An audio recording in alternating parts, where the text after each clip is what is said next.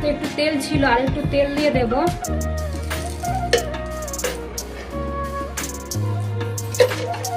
তেলটা ভালো করে গরম হয়ে গেলে আমি এখানে তেজপাতা আর শুকনো লঙ্কা দিয়ে দেব।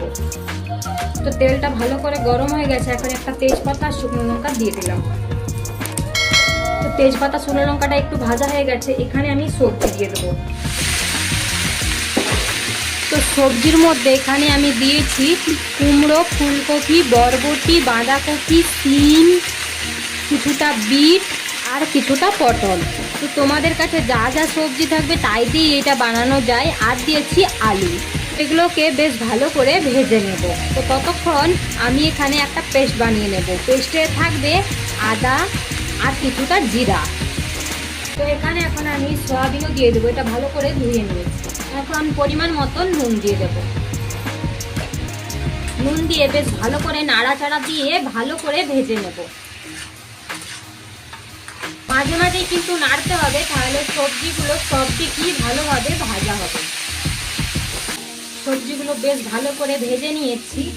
এখন আদা আর জিরার পেস্টটা দিয়ে দেব। আর দেব হলুদ গুঁড়ো। আর দেব পরিমাণ মতো লঙ্কা গুঁড়ো। এটা একটু মিষ্টি মিষ্টি হবে, তাই লঙ্কাটা একটু কম দেব। এবার বেশ ভালো করে নেড়ে চেড়ে নেব। আদার কাঁচা গন্ধ যাওয়া পর্যন্ত ভালো করে ভেজে নেব। ভালোভাবে এটা এখন কষিয়ে নেব বেশ কিছুক্ষণ ধরে।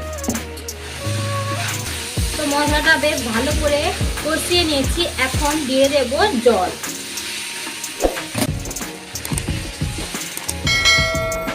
তরকারিটা কিন্তু মাখো মাখো হবে, তো সবজিগুলো সেদ্ধ করার জন্য জল দিয়ে দেবো পরিমাণ মতো।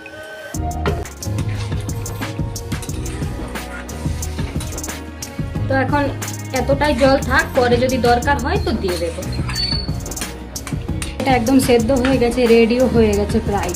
একটু মেখে নেব, মানে আলুগুলো একটু চটকে নেব, এতে করে একটা মাখো মাখো ভাবও আসবে। তো দেখো বেশ কিছুটা ঘি দিয়ে দিচ্ছি এখানে, এতে করে টেস্টটা ভালো আসবে। এটা নামিয়ে 5 মিনিটের মতো ঢাকা দিয়ে রেখে দেব, এতে করে সেন্টটা ভালো আসবে। দেখো দেখতে কত সুন্দর হয়েছে। কে কে 5 মেশালি সবজি বানাও তা আমাকে কমেন্ট করে জানাও।